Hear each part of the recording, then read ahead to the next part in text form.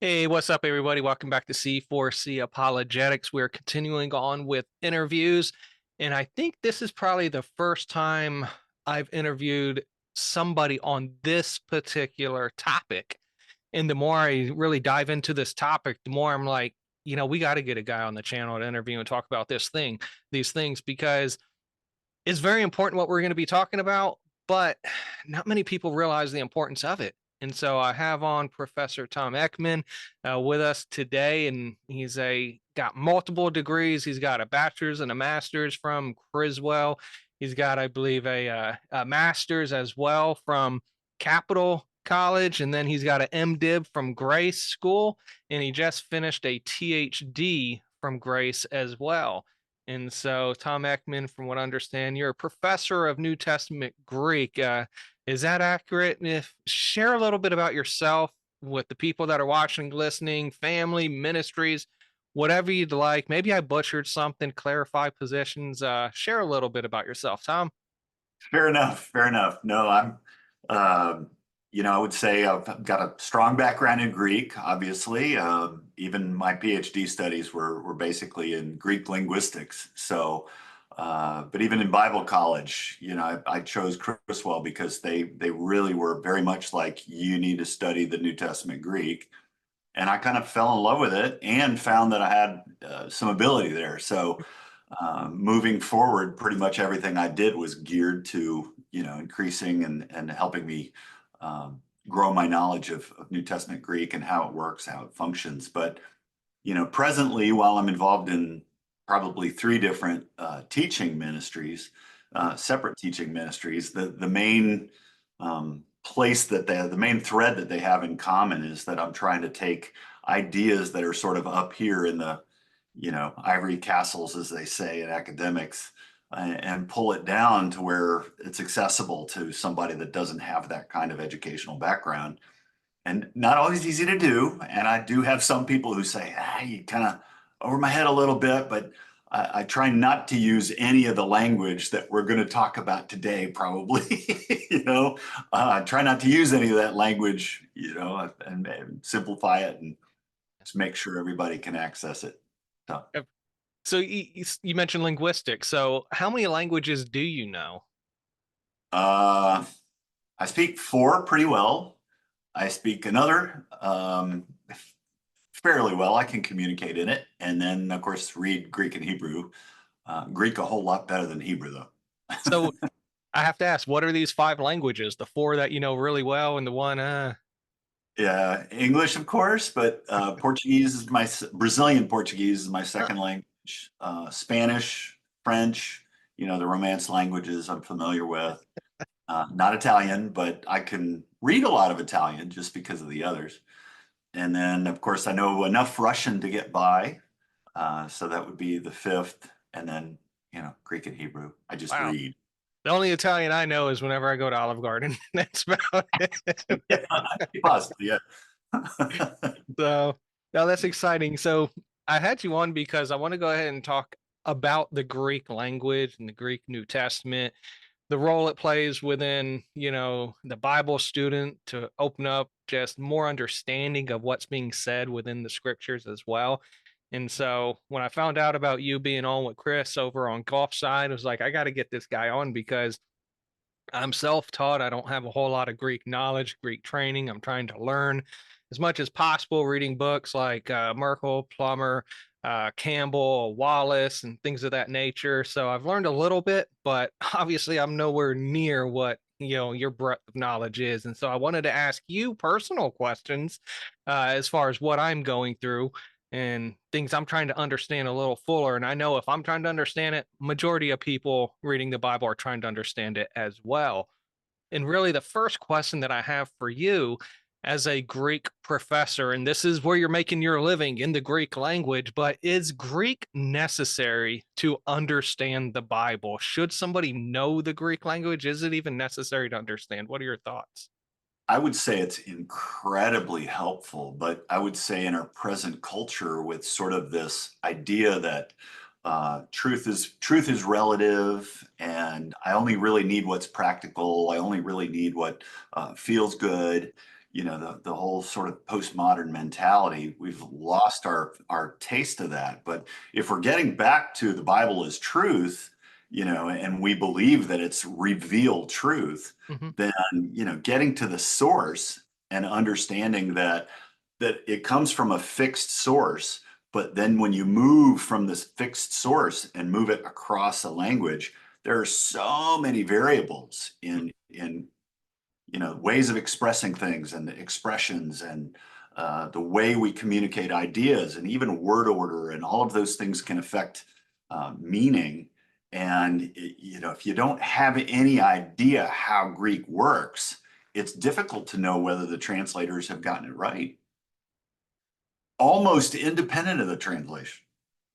So, does it matter as far as the layperson is concerned? Not so much. But I would say if you're a pastor or you're a leader, then you get to the place where you go, well, how do I know this is what the intention of the author was? How do I know this verb should be understood in this particular way, in this particular context?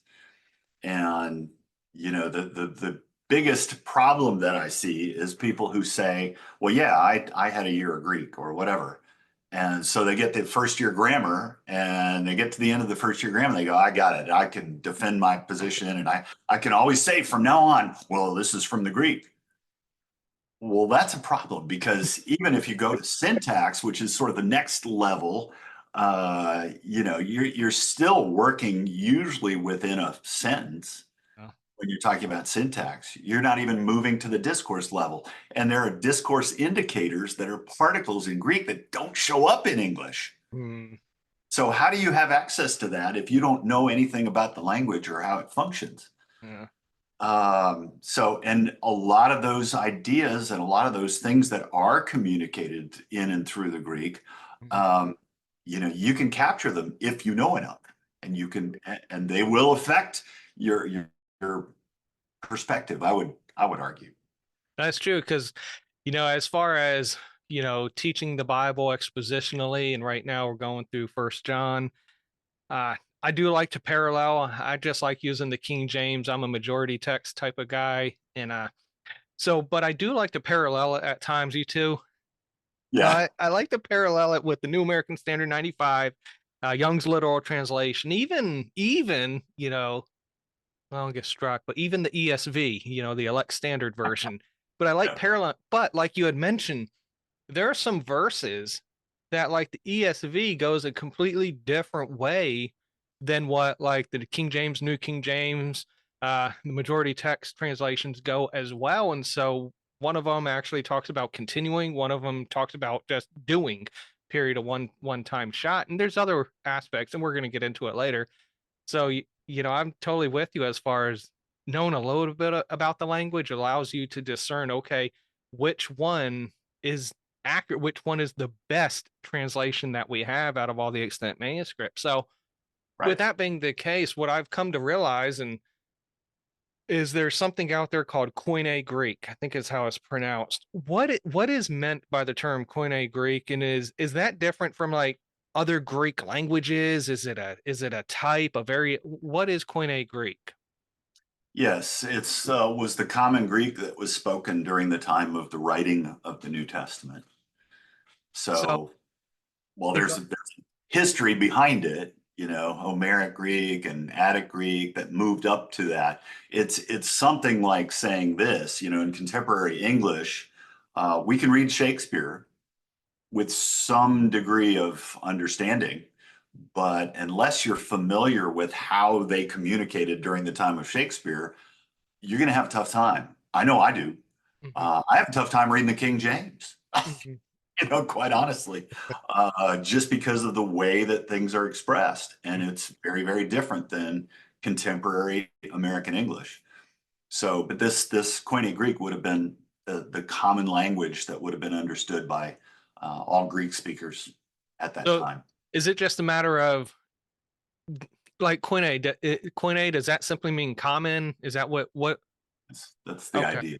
So it's Mhm. really just I pinpointing a particular type of Greek language that was around during the time of Christ. Is that really what it's saying? That this was the language spoken, the nuance? Okay, I'm with you. The man on the street, sort of. Yeah. Okay. I'm with you with the King James. That's why I love to have like the 1828 Webster Dictionary and the 16, I think the 1711 Samuel Johnson Dictionary as well. Those help a lot. The thing I like about those dictionaries is they'll give the definition, but they'll also give a verse. It's very biblical centric. And so, no, I'm with you. So, what I'm learning as far as the Greek language is there's three like parts to Greek language. From what I've understood, you have the tense, the aspect, and I think it's called the axionar or something like that. Action sort. Yeah. So, could you explain what are those three within the Greek language? And then of those, is there like an order of preference? Like what's the most important, least important? Can you break those down, the tense aspect and other stuff? That's a great question. And the reason it's a great question is because that's where everybody veers off course. Okay. They try to play with the language as though it's all about time. And so they hear the word tense and they assume that a tense carries is embedded within the tense is the idea of time. And that's simply not true. And it will not hold up water if you study enough Greek verbs. And really, what you're talking about is the Greek verbal system, by the way.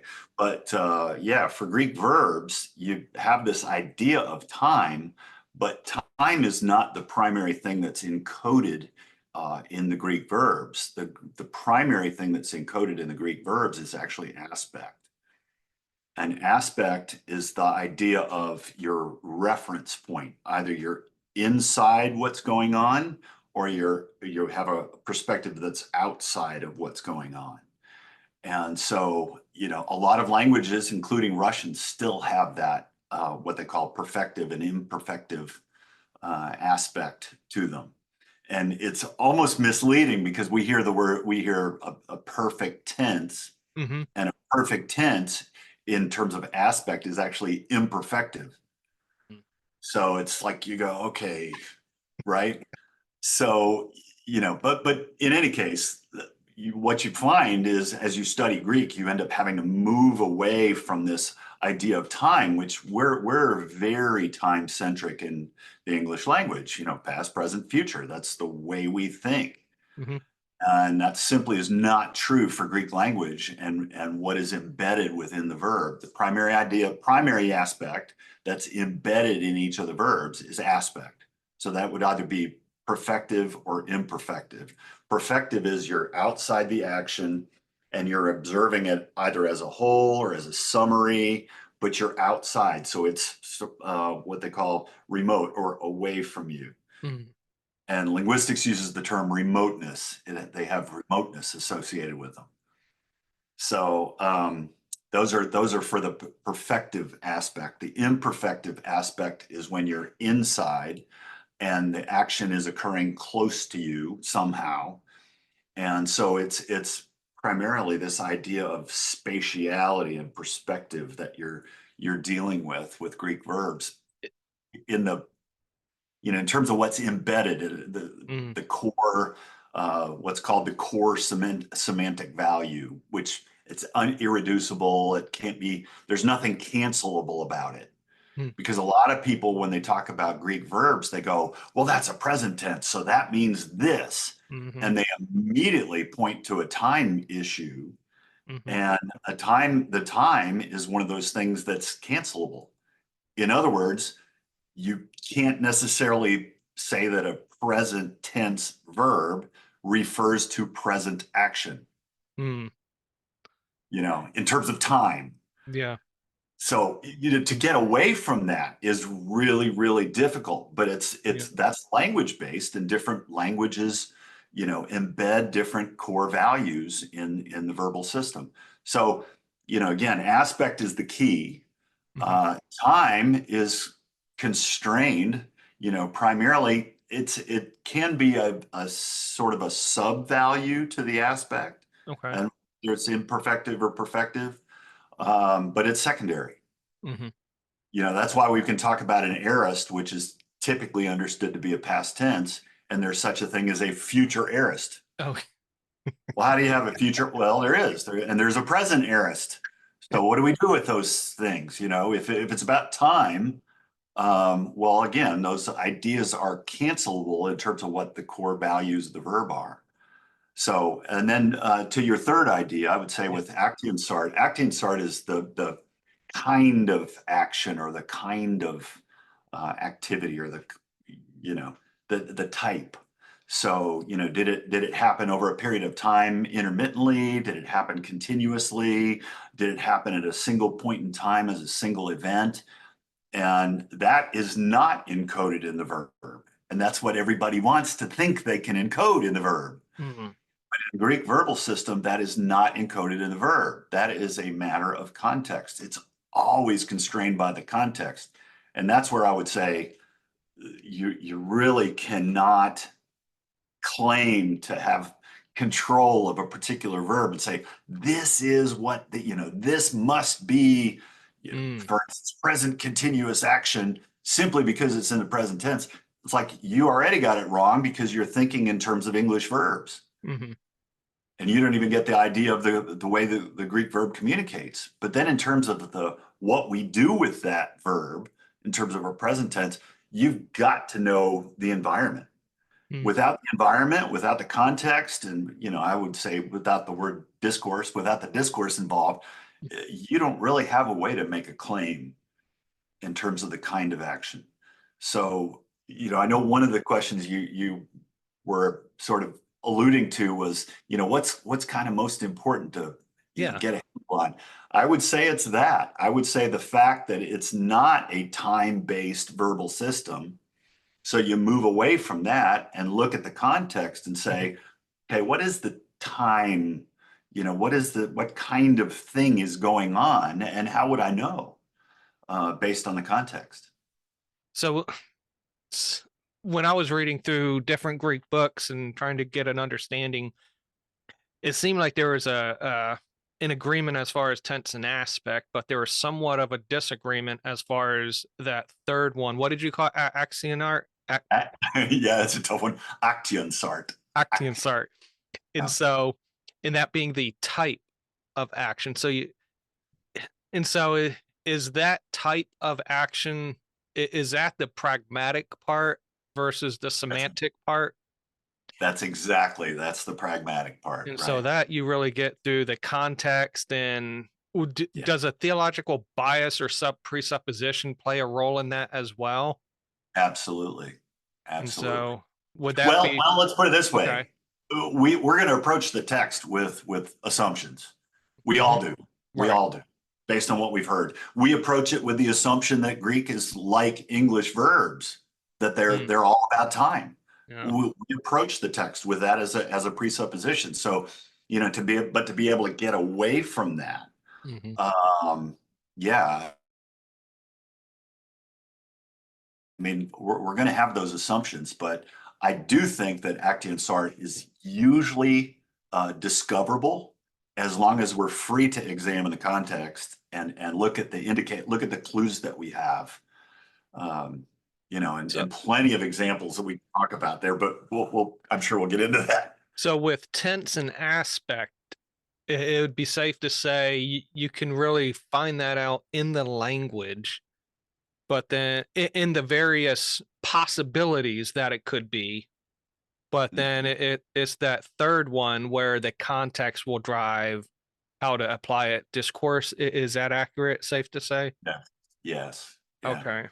So it seems like just I watch a lot of debates. I've already, I'd mentioned that before to you offline, and I love watching debates. And because not only do I just want to see how people articulate a particular position, but I want to see, being free grace guys, I want to see what are people's arguments against free grace and what are people's arguments for whether lordship or, Calvinism, whatever the case is.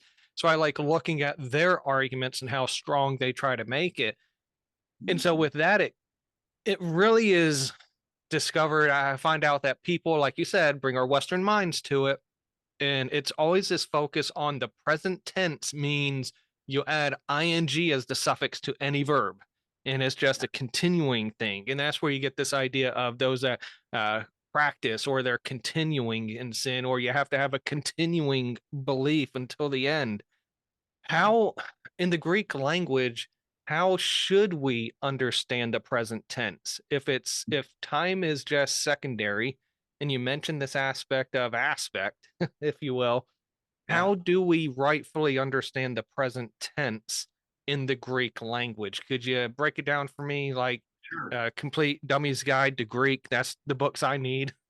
Yeah, and I can give you some parallels to, Yeah. English. I have maybe some other languages too, but I'll stick with I, English. English is hard enough for me, so Fair enough. But yeah, if I want to draw some parallels with English, and we do very much the same thing. If I'm standing at the bottom of a cliff and I watch a guy jump off and I say, he jumps, I'm using the present tense. As a matter of fact, I can use a present progressive in English. Look, he is jumping. He is jumping. Okay. right. Constrained by the context. If you know what the context is, you cannot take that as a continuous, ongoing, he's only going to do that once. Yeah, that's You true. know, in most cases, he's only going to do that once, and it's going to be an event that passes very quickly. So, that being said, I think the primary thing is to see it as something that is what's called proximate. Hmm. In the idea of proximity, that you're in the action in terms of uh, um, the aspect. Hmm. The perspective is sort of in the action, and that's helpful. But then in terms of the kind of action, it's always constrained by context. And the while I could give some other examples in Hmm. English, I think the first problem is just the Greek present tense and Hmm. assuming that it's about time. That's the first faulty assumption. Okay. The second faulty assumption comes through with the English translations of substantival participles. And substantival participles are, participle is a verbal adjective, right? Hmm. So you've got this verbal adjective and you're adding a definite article to it, which nominalizes it, or in other words, it makes it function as a noun. Hmm. So the focus is on the nominalizing of this verbal adjective. So, but because of the translation into English, he who believes, or the one who, right? Hmm. The he who overcomes those ideas. Hmm. Um, and we'll talk about some things that'll present some issues with that in a minute. But I'm so interested to hear these people who say, see, it's the one who keeps believing. And I'm like, Hmm. no, if it's a substantival participle, it's talking about a believer, Hmm. the believer, Hmm. or the overcomer, because English has a way to capture that, but most translators don't capture it that way because not every substantival participle will work that way. And let me give you a couple examples. I mean, we Yeah. talk about someone who jumps is a jumper, Right. someone who robs is a robber. So that's how we capture that idea. And so if I say, well, he's a jumper or he's a robber, did I tell you how many times he did it? Hmm. Did I tell you whether or not it was an ongoing action? Right? So, That's but a good point. because of the way that it's captured in English, we assume that, well, whoever translated it put it into a present tense verb Mm. when actually it was a noun, it was functioning as a noun in the original context. And I can give you a good example of a substantival adjective that uses a present participle in Matthew 27, where Judas is referred to as who betrayed Jesus. Hmm. But actually, in the Greek, it's Judas the betraying. Mm. It's a present participle.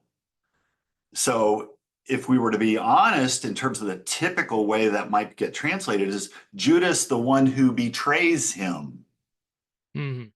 So, well, it's present tense participle. Shouldn't we say that Judas is always betraying Jesus?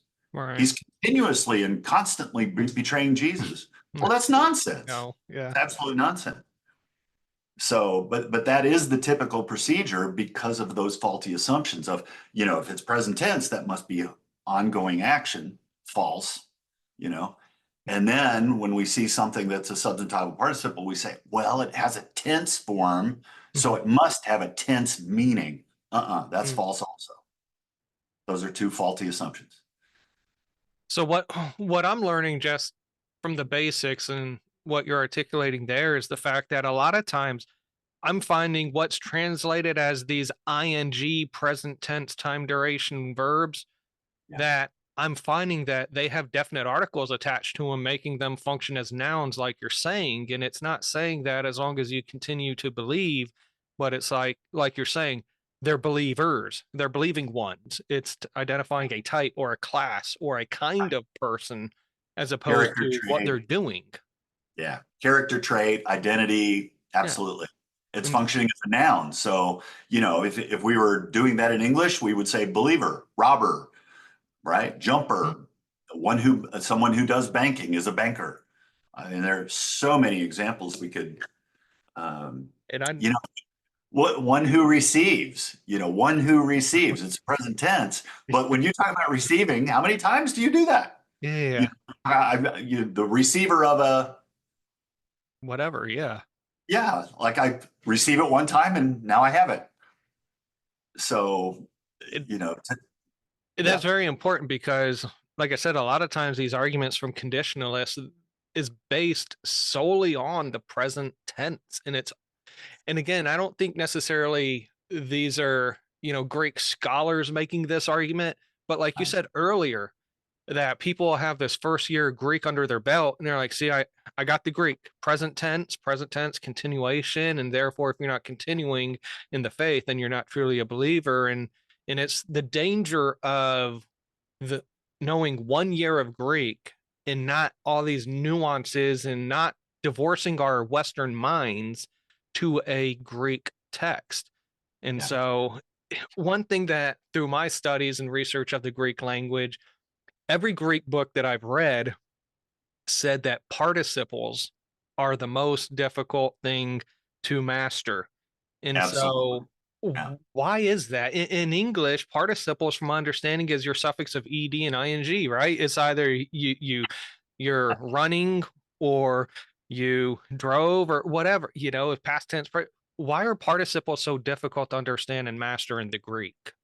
sure, because they encode verbal ideas and adjectival ideas. Can you So their elaborate? functionality is, you know, um, have a lot of different kinds of functionality. And, to my earlier point, to be used as a noun, we don't normally do that. Mhm. To call, I'm just trying to think of, to call the one who receives, okay? Yeah. That's a present participle. So, not only do we have this verbal adjective that can function like an adjective, it can be tacked on to a helping verb and Mm. become part of right? They were being baptized, and that's a participle, those kinds of Mhm. ideas. So that just becomes more and more complicated as we build the different kinds of functionality into it. But I would say, especially with substantival participles, because they're functioning as a noun, but they don't get translated that way. Mhm. It just adds to the confusion. And as English speakers, we don't understand that that's what it's doing. That's what it's encoding. Um, you know, and Now, and you had mentioned substantival participles a couple times, and without getting into the Greek text, is there any way someone would know that said verb is actually a substantival participle? Because does that mean that that verb has to have a definite article that is matching with the ending of the Greek verb, and matches is the sorry, number, gender, and case, right? yeah. But they won't get that in the English. They'll Mhm. only get that if you look into the Greek, and then you'll see the ha or the ton or whatever articles there. Is that accurate? Correct. Yes. Yeah. So with Yeah. that, no, good. But to try to tie tense to a participle is already problematic because you've already made the faulty assumption that the Greek verbal system is primarily about time. Hmm. That's already flawed. Is it So, is it also part the perspective of the speaker, like you were talking about the aspect? And I know mhm, a lot of Greek books use the illustration of watching a parade. If you're in a blimp, you're watching the parade from a blimp, you would see that as the perfective aspect, that you see the entire parade in one snapshot. Whereas correct. if you're on the street, you only see a small part of the parade. You don't see the beginning, the ending. You're just right there in the middle of it, like you were saying. And so Right. you have that perfect and the imperfect aspect. And so Mhm. would these verbal tenses be more related to the perspective of the author, whether something is contemporaneous with what they're saying with the main verb, or is there more to it? Yeah, and it really depends on how it's working, the pragmatics of it, whether it's a narrative or a discourse. I mean, a narrative, a lot of times you'll either find a present as the Mhm. main line, but then it's, you've got this idea of you're in the action. So they're trying to make it as though you're right there. Right there. But most narrative will typically go with a set of aorists to drive the main line. In other words, the main events in the story, Hmm. and then they'll switch to the imperfect, Hmm. right? To talk about the backbone, to talk about the things that fill in what The was going on story. Yeah. around the main events. So it really is tied to what is it doing in the particular kind of discourse that we're looking at. Okay. So yeah, So, so understanding the I don't know if that present. was helpful answer, but No, yeah, it definitely was, because you're talking about the aspect of, the heiress giving this summary shot of everything, but then you get this imperfect aspect that they come in and they sort of drill down a little bit to fill in some of the details as far as the larger right, parade, if you will. So yeah, I find that there are a lot of present tense participles in the New Testament. A lot. Uh, how do yes, we really understand present tense participle if it's not the fact of just throwing on an ing at the end of the verb? What's yeah, the best way to understand a present tense participle? What's the most common understanding? And then what are some like nuances to it? yes. That's a syntax question, and there are a bunch of telic temporal, Hmm. I don't know, probably 9 or 10 different categories that you can throw those in. But to make it easy, really what you're doing is you're saying, okay, I know this is a present participle, but what is its relationship to the main verb? So you're looking at the main verb, you're trying to figure out what the main verb is doing, and then the participle would be the secondary, either contemporaneous going on at the same time. Did it happen before it? Did it happen after it? Hmm. And sometimes you'll have what's called a deictic, or a time indicator, Hmm. and it'll say after, or during, or Okay. before. So if you have those are obviously helpful. But like you said, many times you'll just have that participle hanging there and you go, okay, what's the relationship of this dependent clause that has a participle in it to the main clause with the main verb? And so you got to look at the main verb and then say, okay, I'm looking at this participle, what do I think the relationship might be? And most of the time it's easy, but sometimes Mhm. there's debate around it, depending on your theological presuppositions. And so, and that's something that's not necessarily driven by the Greek itself. It's just the Greek allows for options, and then the context would dictate how you're using that participle. Yes, And correct. is the easiest way to identify the main verb by finding out the subject and then what is the subject doing, or how does somebody find the main verb within the Greek? Yes, yeah. You're looking at the set of clauses that make up the sentence, and sometimes you got to go beyond the sentence into the larger context of the paragraph or whatever. But Mhm. most of the time, within the sentence, you can kind of say, okay, this is what's happening. Um, this is one of the tensed Mhm. verbs, and then you figure out the action of the participle based on that main verb. Okay. Yeah. All right. So with present tense participles, understanding, okay, the syntax and the interpretation and the nuances. What about aorist? First time I saw this word, I called it aorist, like it's an aortic valve or something. But what is what is the aorist? I've been told that it really identifies like a what is it, a punctiliar or something like that, a point in time. But I've also heard that's not the case necessarily. What is the aorist, and how should we really understand the aorist form? Yes. Again, aspect, it would be a perfective one. Mm. Back to your example, you're either in the balloon or the drone, contemporary would say, yeah, the drone, right? So, Yeah, we same don't do idea. Michelin blimps anymore. Right. Unless you're in the Super Bowl. Um, so, you've got that idea of remoteness, right? Where you're looking at the whole thing. But in terms of time, time is secondary. I saw some research that said about 85% of the aorists actually do have a time element, and the time element is past. Mm. But that leaves 15% that are not, when you understand them in the context, they're clearly not a past tense in terms of time. Yeah. So the most important piece is to understand that they're perfective. In other words, there's some idea of remoteness, right? Hmm. You're outside the action, you're overlooking the whole one way or another. And so with the remoteness thing, then you go, okay, well, when did that happen? When did that happen?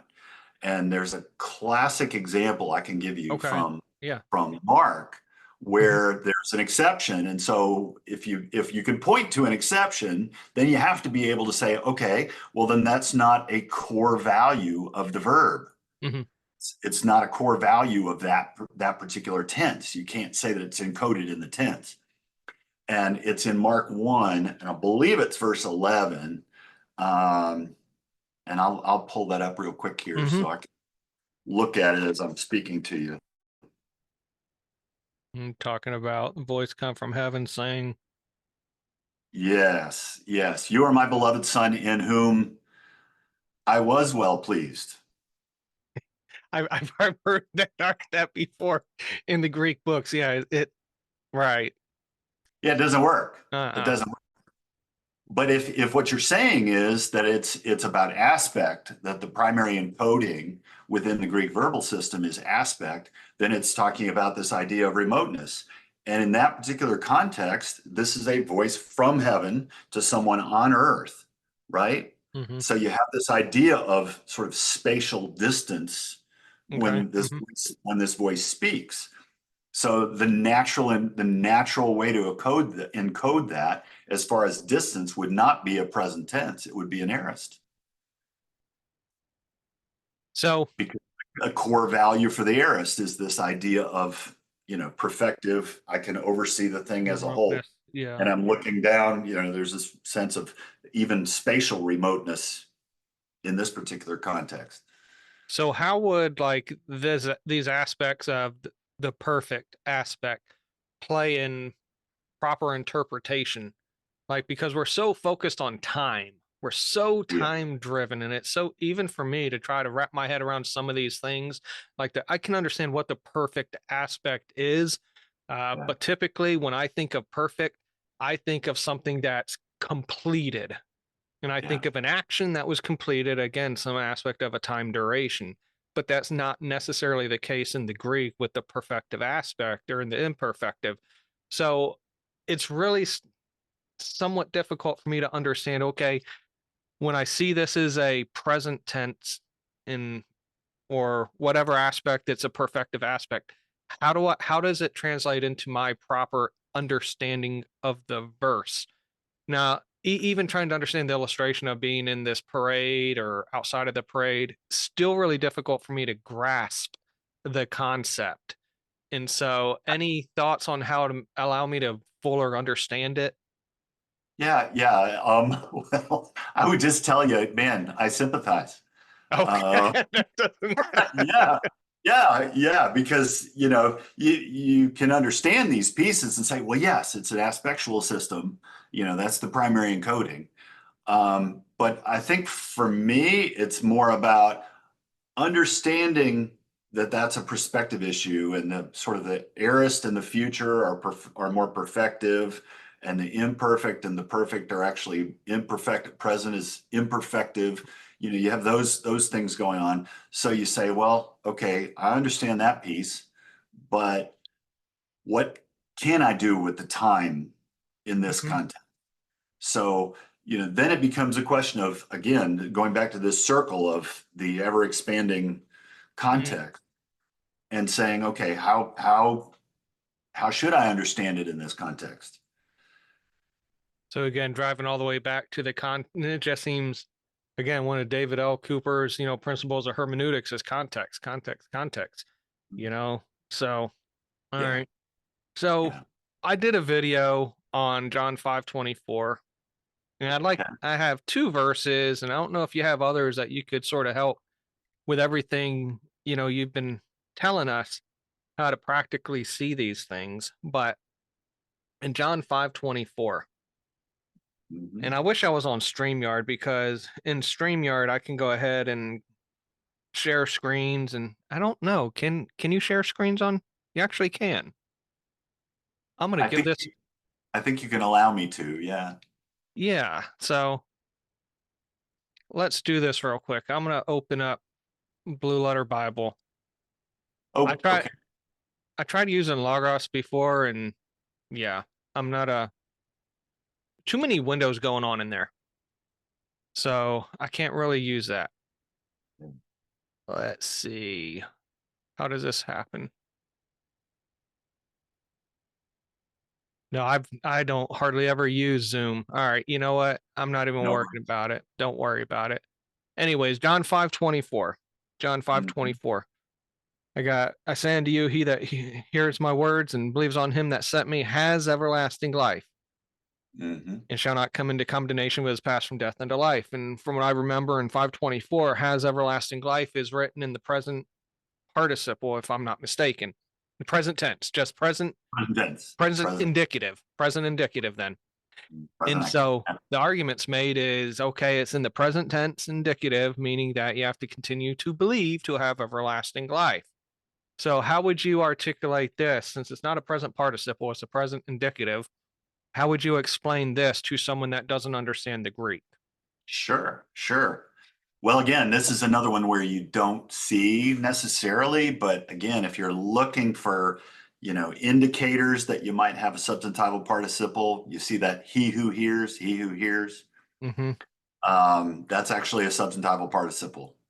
So the hearer of my word and believer in him who sent me has eternal life.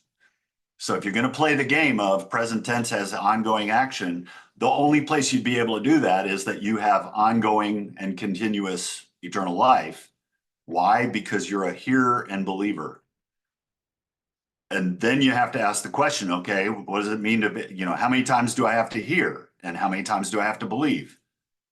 Well, that you have to answer from a larger context, because there are so many places in the Gospel of John, including John 3, where it becomes very, very clear that belief is that, like Abraham believed God and it was reckoned to him as righteousness. To the best of my knowledge, in Genesis 15, God promised him something, Abraham believed. Done. It's interesting because you bring it up, because I bring up Blue Letter Bible on my phone, and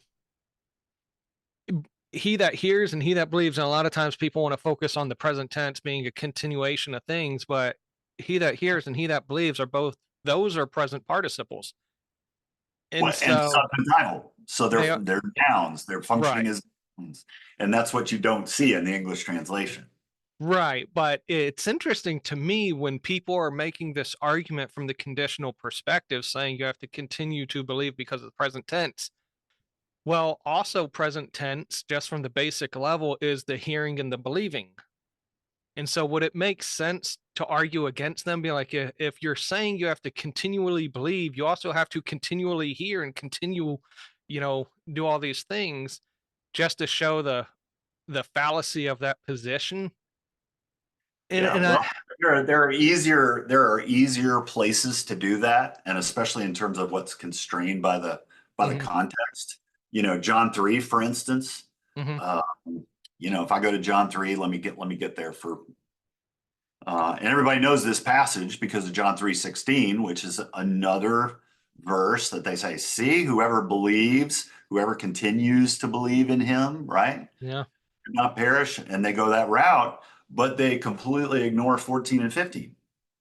As Moses lifted up the serpent in the wilderness, even so the Son of Man must be lifted up, that whoever believes in him should not perish but have eternal life. Well, the illustration is the serpent in the wilderness. Mm. Exact, same thing, just like, and he uses it just like Moses in the wilderness. Well, the serpent got lifted up and the people had been bitten, so they're dying. No. How many times did they have to look?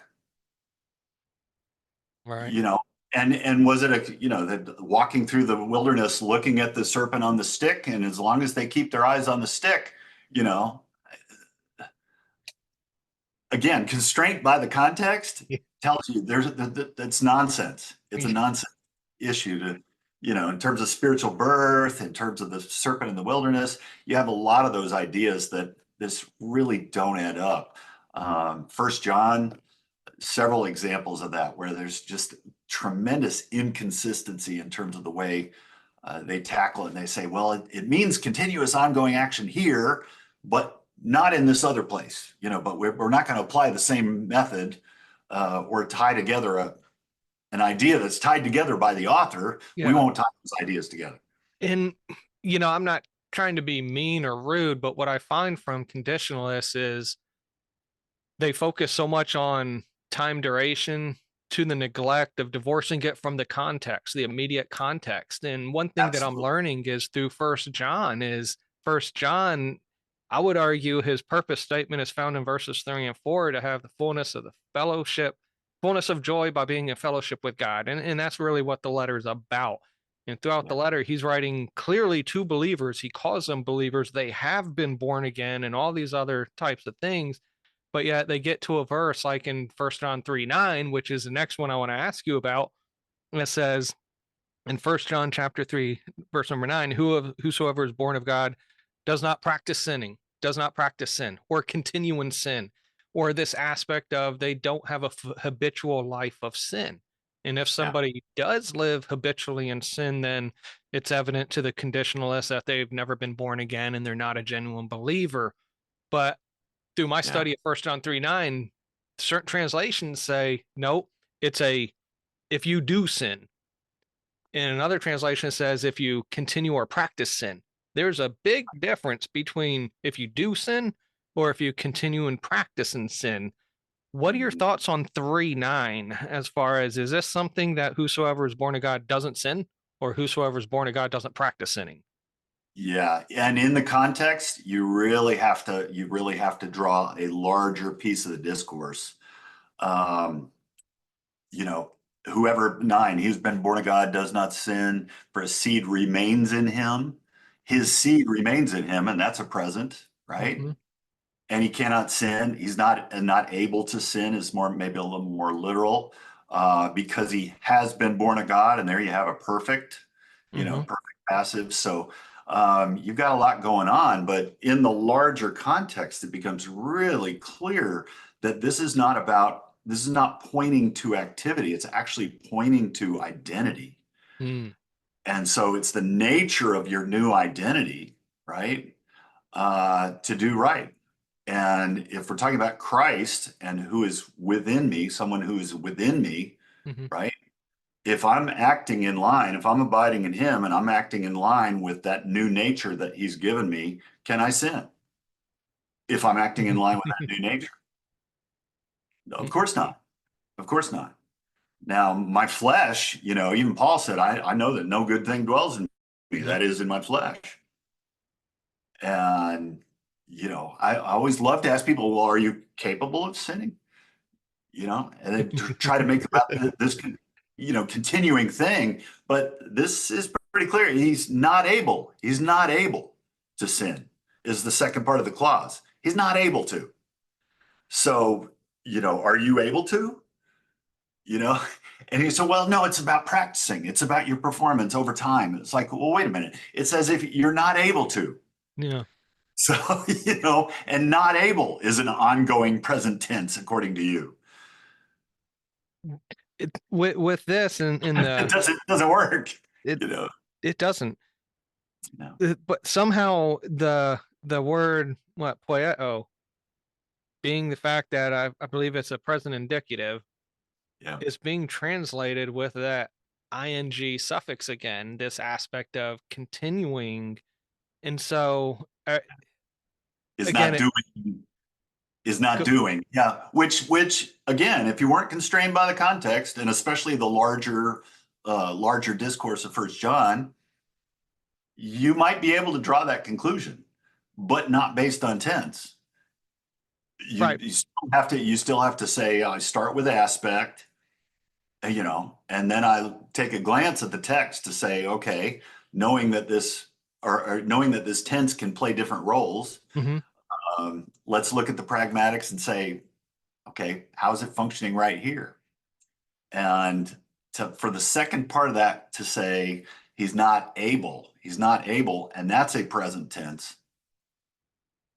You can't put those two together and have it work and try to say that if you're not if you're practicing, Yeah. you know, I look back at verse number 6 too, because in verse number 6 says, "Whosoever abides in him doesn't sin." right, right, And so when I've studied this, it gives me the idea of this aspect in the tense of when we abide in Christ, we don't sin, like you were saying. yeah, And so it is and the moment that, as long as we're abiding, we don't sin. The moment we leave fellowship, that's when we leave to the fleshly side, the nature, the Romans 7 part, where, like you said, that's the part of man that I would say, commits the sin, right, not the spirit side, the new creation side. But right. Yeah, I have a new nature. I'm a new creature in Christ. Old things passed away, and that's stated as a fact, right? mhm, But experientially, we still experience our fallenness.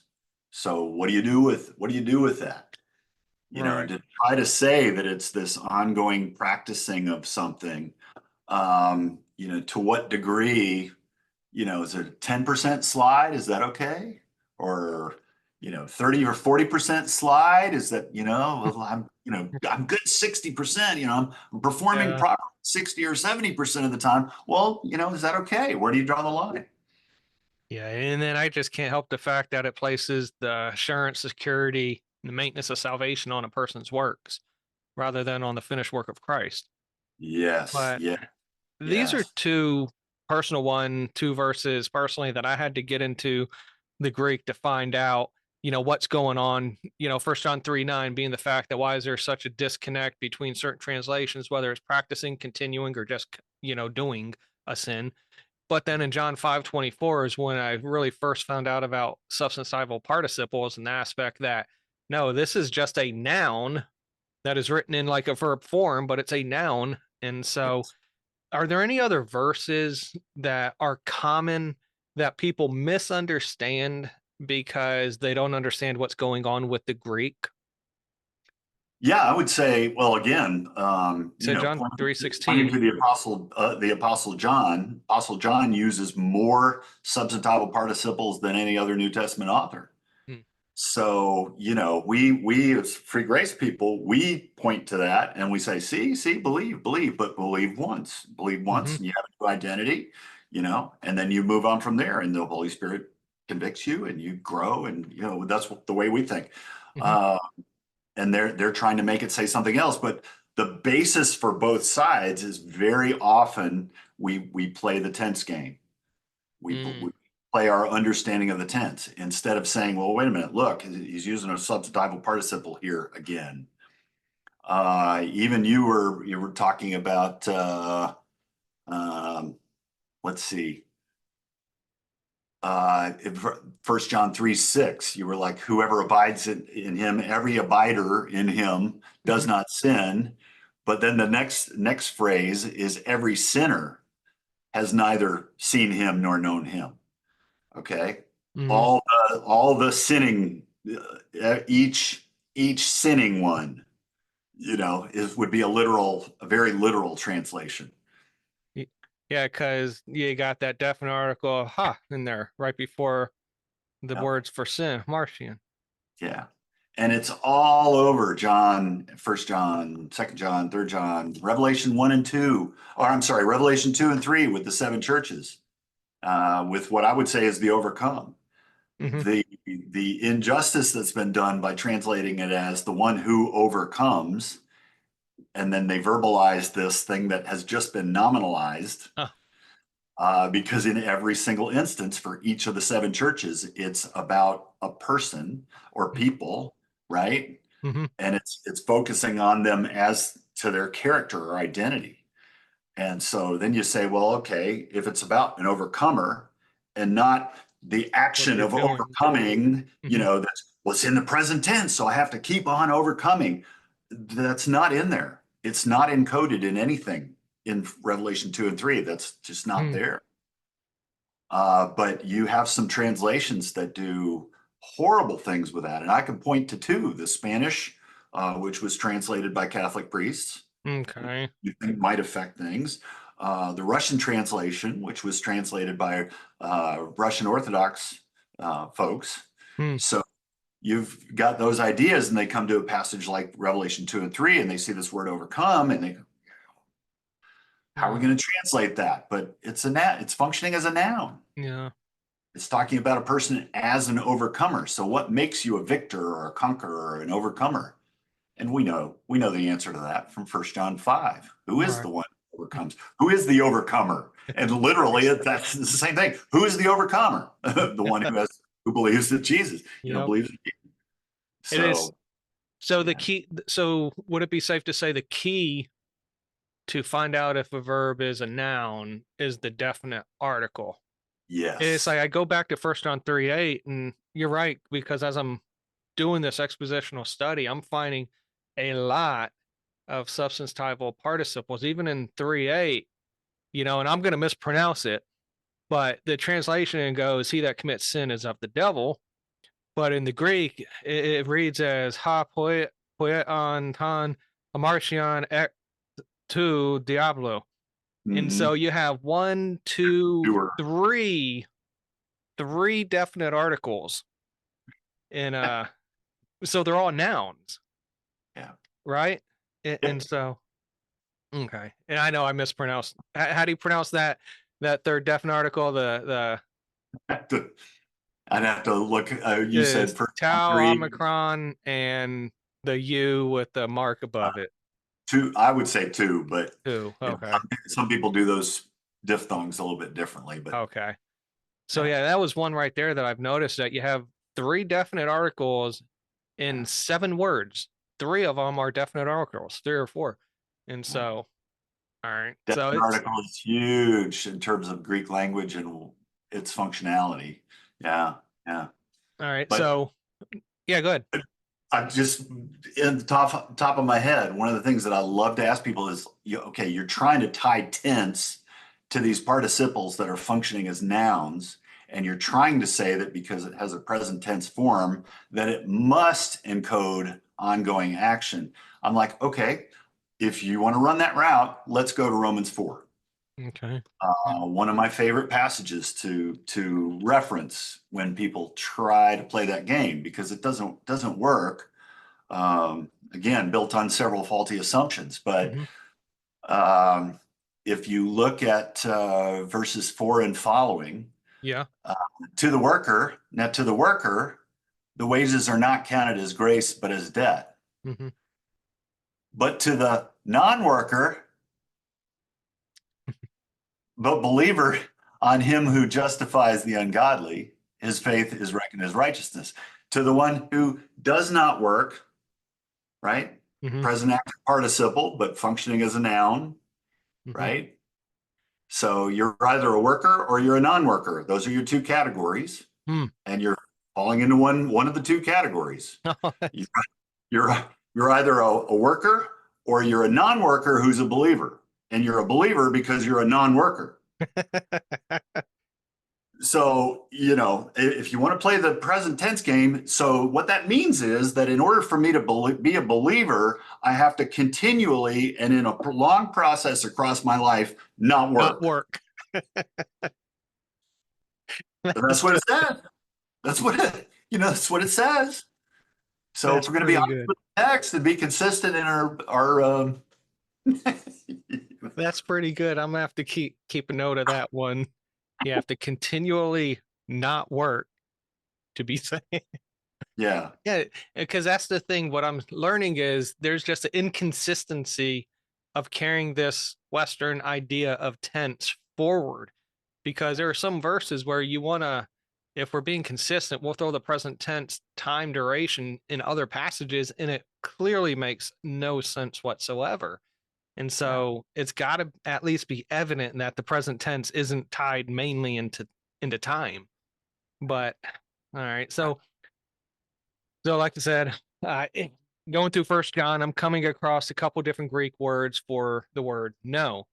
One is commonly used gnosko. Oh yeah, Right. and Yeah. then the other one I'm gonna mispronounce it. That's okay, but Ido, Eido. Is that the right pronunciation? How do you pronounce it? I would probably say Ado, but I Ado. normally Okay. say Oida, which is the perfect Ado. form. But All right. yeah, So what's the difference between gnosko and Ado? yeah. And that's a matter of usage too. But it's an interesting distinction. Um, what I have seen, and if you read it and you're trying to notice when you see that with gnosko and when you see oida, some form of ado or oida in the Let's text. let's take for instance First John 2:29. Okay. He uses a Let form me of Ado and gnosko in the same verse. In First John 2:29, it says, "If you know that he is righteous, you know that everyone that doeth righteousness is born of him." The first no is Ado. The second no is gnosko. Perfect. This And I is a would say verse. that's consistent with what I have studied in relationship to the distinction between them. That Okay. oida is more of the perception or intuition, Mhm. something that's a you know perception that's it's not necessarily tied to experience, whereas gnosko is tied to experience, so that by some kind of interaction or experience.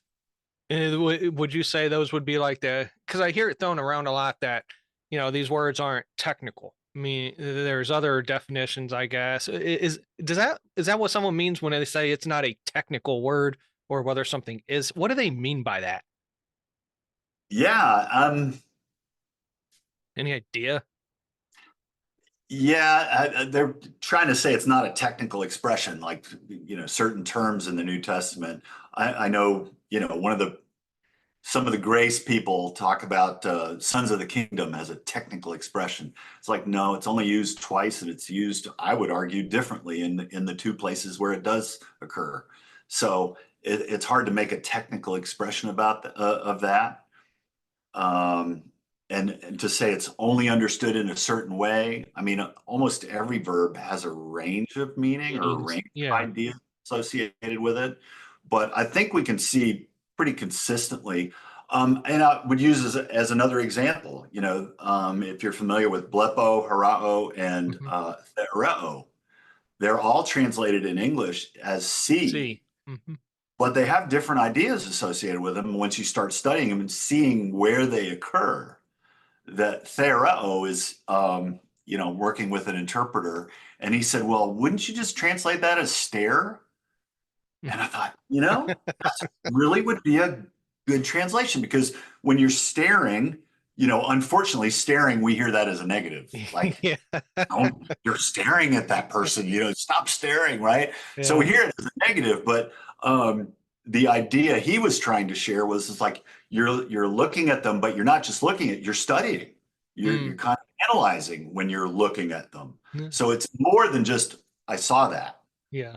Whereas blepo is a simple visual, Mm. reception of Sight. something. And harao is somewhere in the middle. And then theoreo is we get the word theory from it, or theorize. Mm. So, but English translations, 99.75% of the time, if you look at an English translation, they're just going to say see. Mhm. Uh, but it's helpful. Those are helpful distinctions. And I would say there's a reason why they chose to use oida instead of gnosko. And then Um, it just goes back to, I guess, one's view of the inspiration of Scripture, I guess, as well. Because if yeah, someone were to take a verbal plenary view, then they would see, okay, there's a reason why you have these two different Greek words, which in the English mean the same, but in the Greek, there's a different nuance. So they're there specifically because God has a reason for them being there. And if they yes, were meant to be the same word, no, it would have just been the same Greek word. But it seems like the Spirit's trying to draw a distinction between the first use and then the second use of different words. And yeah, so, I mean, like I yeah. said in the very beginning, it's an aspect on, is it necessary to know Greek to understand the Bible? Not necessary, but is, I love how you put it. It's helpful. I like that. It definitely makes it just it definitely helps clarify some things, and but I appreciate that. So those are pretty much all the questions I really had for you for today. I know I could ask a whole bunch more, but I mean, Well, this is I fun. don't I don't know how long we can go with that. But knowing you're in outside of where are you at? You're in Georgia, right? Yes, I'm southeast of Atlanta. I'm sorry. Yeah. That that's one city I don't do well with. I don't like Atlanta. Yeah. Yeah. But Yeah. no, I appreciate your time, Tom. So is there any last minute things you'd like to say or share as we wrap this up and say bye to everybody? Thank you for your time. I know, a lot of what we shared today is kind of a higher level, you can limit your audience. And I appreciate that. But, some of what we shared was incredibly relevant to, sort of the world of theology and how we present, uh, scripture and our beliefs to other people. And I know for me, the fact that I can know that I'm a citizen, I can know that I'm a son, I can know that I'm the bride of Christ. I'm part of the bride of Christ. I'm a Mhm. member of the body of Christ. And I'm not worried about that. I'm worried about being a good member of the body of Christ. I'm Yeah. worried about being a waiting bride, for the groom when he comes back. Uh, Just that difference, um, for anybody out there who's hearing everything else we shared, that alone should be just amazing. Amazing. That's where I would say when you get that, when you see that Jesus finished the work on the cross and we trust him, he makes us a new creature. God gives us new birth, and it's there. And then we have it. We possess it. Amen. Uh, then it's a matter of gratitude. Then it's a matter of what, if I can experience love, joy, and peace Mhm. and a relationship with the creator of the universe where he looks down on me and smiles, why would I want to have anything else? Why, they always point a finger at me and go, well, you're just telling people they can just go sin. I'm like, I never said that. And number two, if you understand grace, if you understand what God Yep. did in salvation, Yep. what motive would you have to sin? It Yep. doesn't, that doesn't work for me either. Um, No, it's just what Paul said, Romans 6:1. Should we sin that grace may abound? He says, God forbid. How can so, we? And yeah, the big difference is we serve not for salvation, but because of salvation. It's that aspect of gratitude. And yeah. so, well, Dr. Professor Tom Eckman, probably Mr. as well, Mr. Dr. Professor Tom Eckman, and all these degrees under your belt. I appreciate your time, and I regret to inform you that I probably will still bother you a time or two when I'm like, hey, I think this is what I'm understanding. Can you see it? Let me know where I'm wrong. And I do appreciate your honesty. Bring it on, brother.